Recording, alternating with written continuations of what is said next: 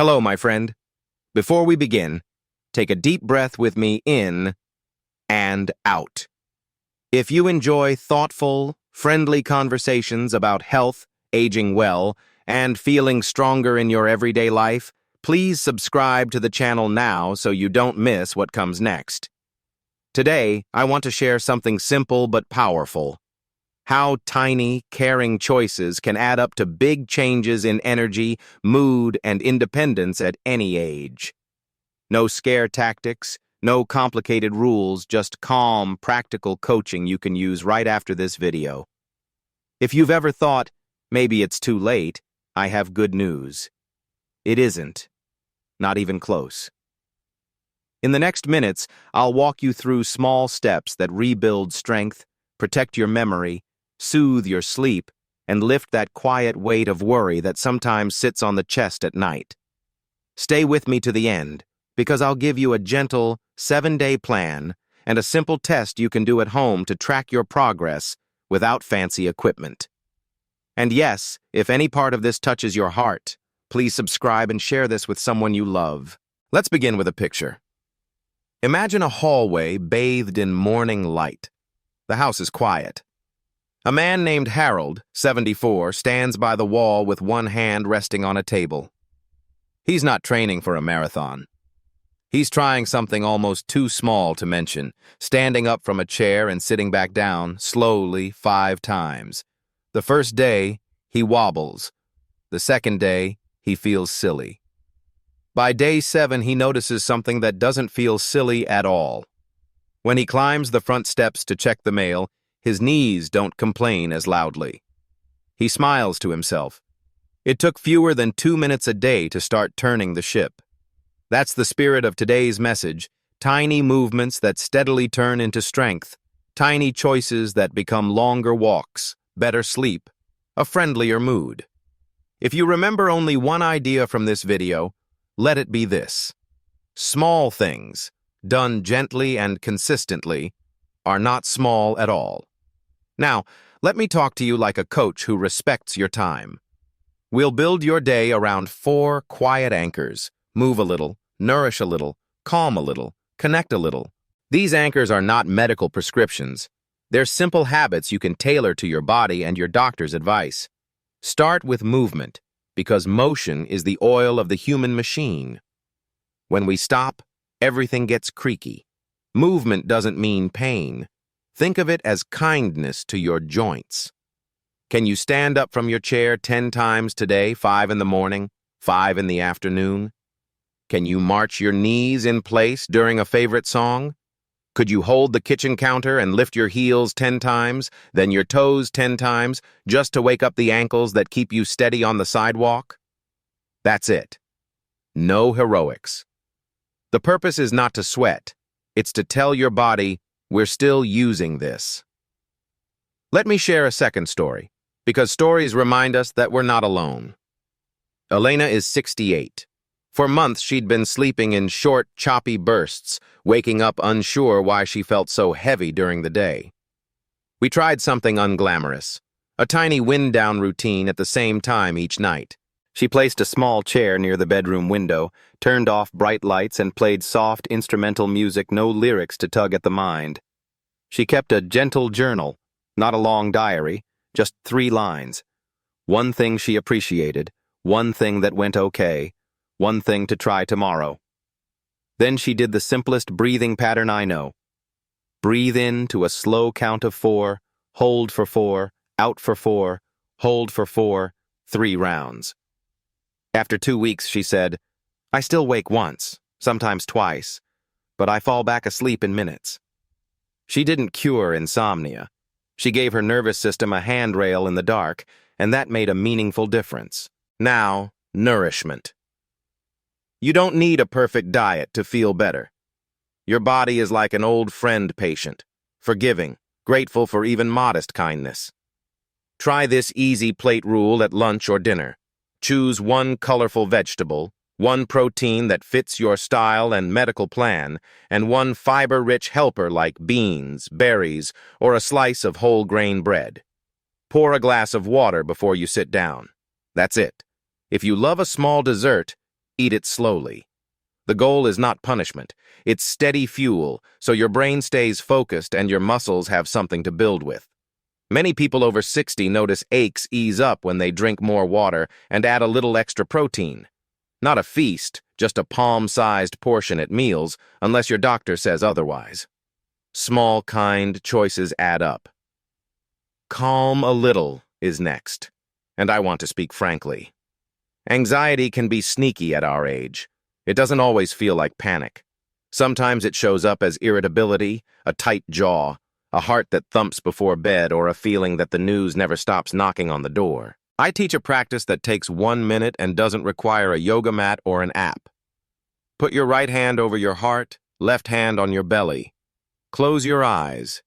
Inhale slowly and let your belly rise into your left hand. Then exhale and feel the belly soften. Whisper to yourself, "Right now, I'm safe enough to breathe." Try 6 of those breaths. If your mind wanders, good, that means you're human. Every time it wanders, return to the sensation of your hands resting on you like a kind blanket.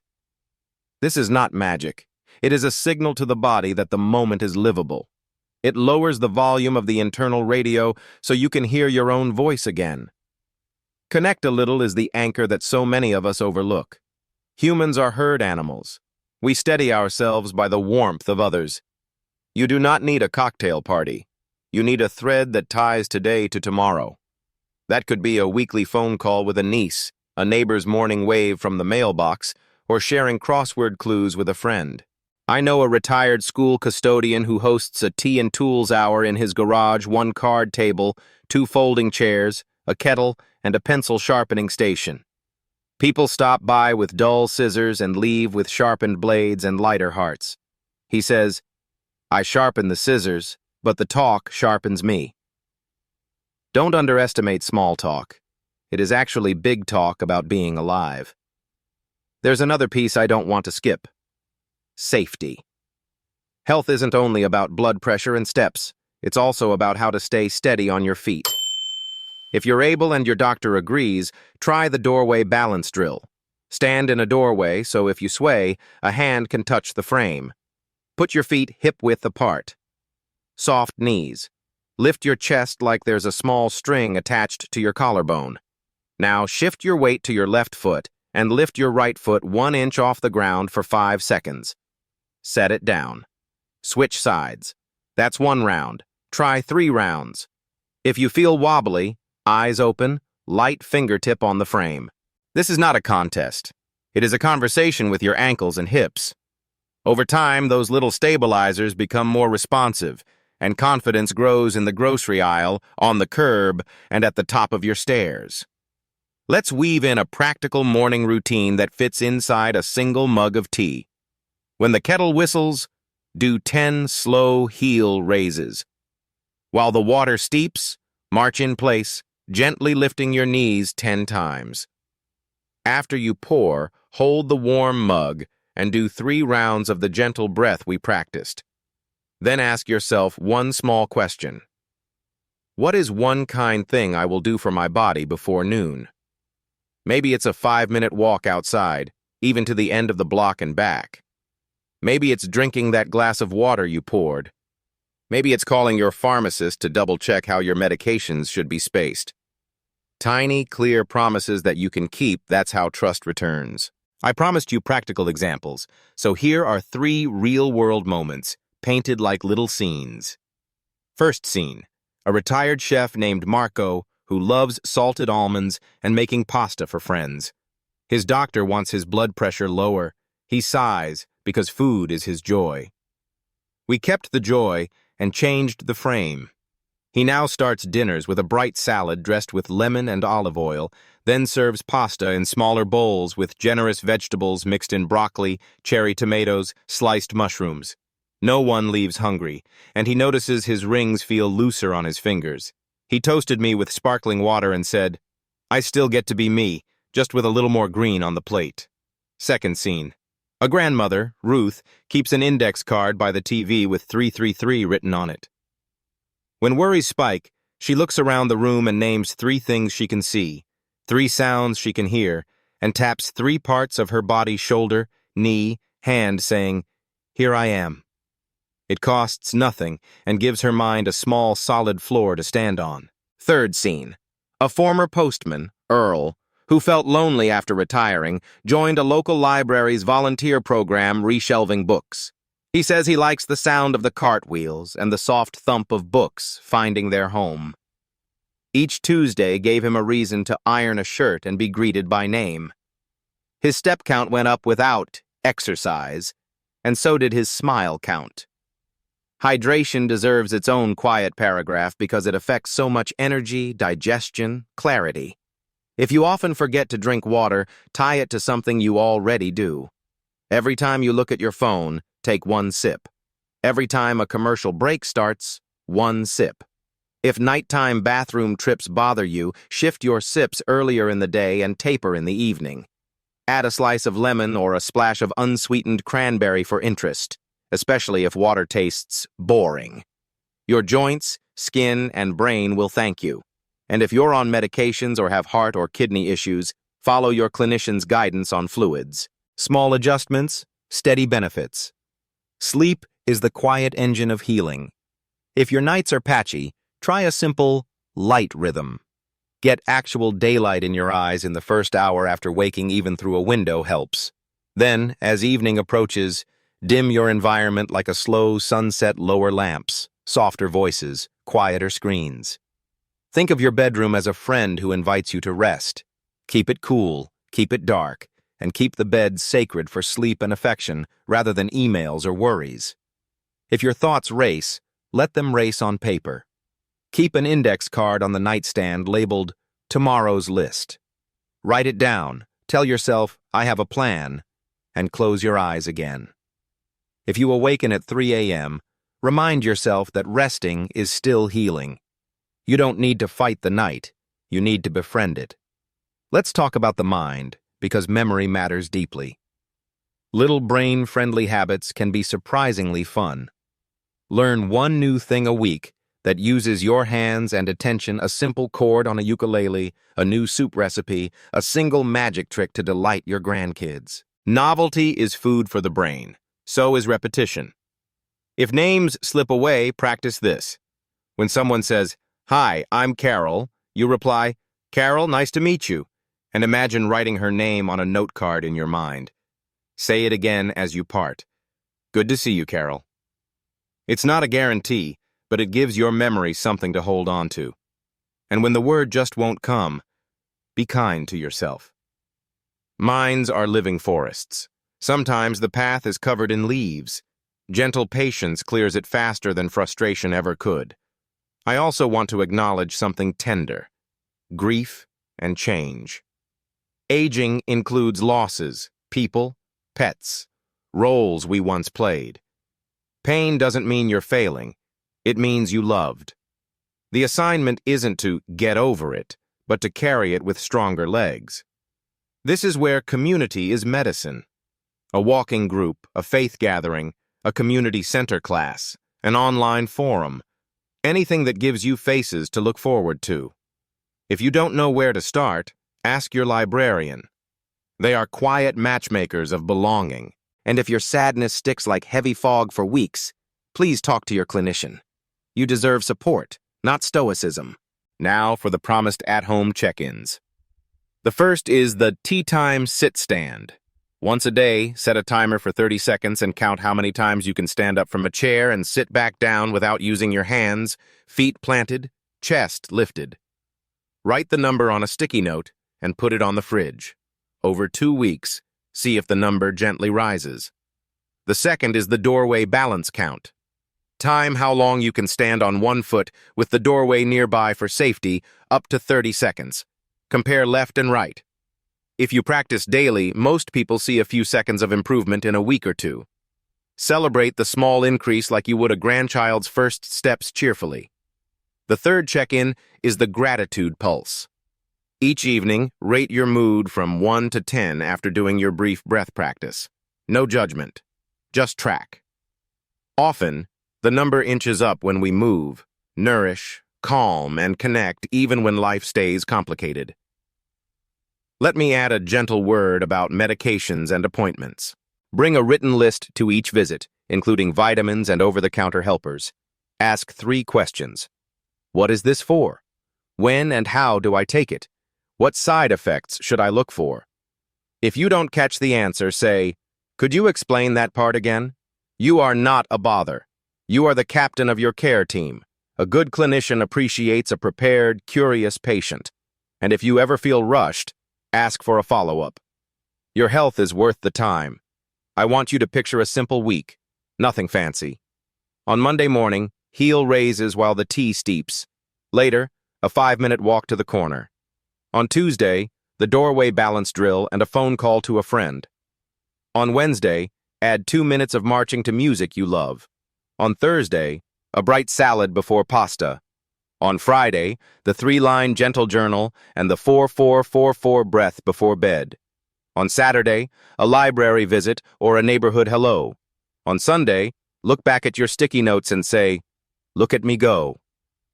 That's a week that builds a body you can live in with more comfort and a life you can live with more joy. Let me paint one last story before we close, because I think it might be yours. Picture a person exactly your age standing in a quiet kitchen at sunrise. They open a cabinet and choose a mug with a chip on the rim, a favorite. While the water warms, they place a hand on the counter and lift their heels. They smile because their balance is a touch steadier than last week. The kettle sings. They pour and breathe. In their pocket is a small, folded list of groceries: greens, beans, berries. On the fridge is a note with a neighbor's number and the word Thursday. None of this looks like a miracle on television, but it is a miracle in a life tiny, kind, steady. That person could be anyone. It could be you. Here is your gentle 7-day starter plan. Day 1. 2 minutes of heel-to-toe rocking at the counter, 10 chair stands, a glass of water with lunch, 3 rounds of box breathing before bed. Day 2. A 5-minute walk, even indoors if the weather is unfriendly. Add a vegetable to dinner. Write 3 lines of appreciation. Day 3. Doorway balance drill, plus a call to someone you like. Day 4. Repeat. Day 1, and add a protein choice you enjoy. Day 5. 5 minutes of marching to a favorite song and a library visit or a porch wave. Day 6. Chair stands again, and a simple stretch. Reach both arms to the ceiling and sigh. Day 7. Look at your notes and pick one habit to keep daily. The second week does not need to be bigger, just more comfortable. Now, as promised, let me draw the lessons together in a way you can hold on to. Aging well doesn't ask us to become someone else. It asks us to be more fully ourselves with wiser routines. Small movements, chair stands, heel raises, balance practice translate into real-world confidence on stairs and sidewalks. Simple nourishment, colorful vegetables, a bit more protein if your clinician agrees, and steady hydration quietly supports joints, muscles, and brain function. Gentle calming, slow breathing, softer lights at night. A 3-line journal tells the nervous system it's allowed to rest. Honest connection waves, calls, volunteering, library chats replaces isolation with belonging. Protect your safety by practicing balance in a doorway and keeping your home well lit and uncluttered. Protect your mind with novelty, repetition, and compassion for its wandering paths. Track tiny wins with quick, at-home check-ins so progress becomes visible. None of this is a race or a test of willpower. It is a conversation with your body and your life. Be patient like a gardener. Water the habit, not the result. In a month, the result will tap you on the shoulder. Steadier steps, kinder sleep, warmer days. If something hurts or worries you, bring it to your clinician. Your voice is part of the treatment. If you fall off your routine, smile and start again that afternoon. The day is long enough to forgive yourself. If this felt like a friend walking beside you, subscribe to the channel now so we can keep building these steady steps together. Leave a comment and tell me one tiny habit you'll try this week. Your idea may help someone else. And if you have a parent, neighbor, or friend who could use a gentle nudge, share this video with them. Together we can make health feel human again, one small, kind choice at a time.